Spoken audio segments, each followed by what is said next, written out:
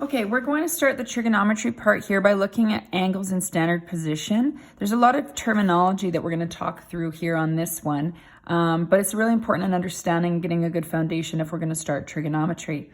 So up until now, we think of trigonometry and we think of our right angle triangles and SOHCAHTOA. That will come up later on in some questions, but angles don't necessarily have to be in a triangle. So we're going to look at angles on the X and Y axis. So if we look at this picture right here, this is the X axis, this is the Y axis. That's what we're going to be looking at. So let's just talk about some language here. An angle is considered to be in standard position if its first side, called the initial side, is a ray from the origin along the positive axis. In other words, this is your initial side here. So we always start on this positive x-axis as our starting point. And its second side, we call that the terminal side, is any ray from the origin. Ray is just that line with an arrow. So what that means is if I start here and I draw this angle up to whatever ray I have, this is called an angle in standard position.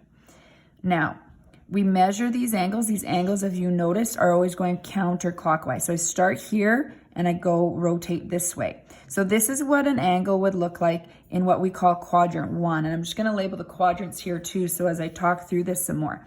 So because we start here, this is called quadrant 1. We use Roman numerals when we're labeling that. We would continue on this direction. So this would be quadrant 2. Down here would be quadrant 3. And over here we would have quadrant 4. So if I was to draw an angle in standard position, and we call that angle theta, we use the symbol theta. Sometimes the variable x is used, but it's much easier to use the angle theta and not perhaps make it a little more obvious that it's an angle we're dealing with. So I can also have an angle in quadrant 2. So let's say I start here on the initial side and I draw around anywhere into quadrant 2. I'll draw this ray. So this distance here is called an angle in standard position. I could also have, I'll draw the ray first this time in quadrant 3.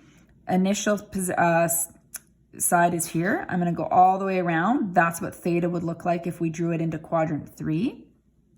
And finally, if I draw a ray in quadrant 4, and I'm going to kind of just go here so we can see it a little bit better, all the way around here. So starting at the initial side, going to that terminal side, that angle would then be called theta. Kind of hard to label where those thetas are. Okay, so again, quadrants 1, 2, 3, and 4. The other thing to remember was when we're talking about degrees, and we're kind of trying to describe some things, because our starting point is here, this would be called 0 degrees. As we rotate up to the top, we've gone a distance of 90 degrees. If we continue rotating, we've gone a distance of 180.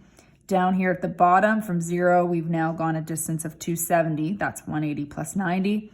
Add another 90, and one full circular rotation is 360 degrees.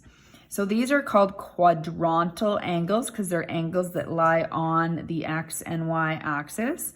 And we're talking about quadrants here. So that will be some terminology that we will also look at.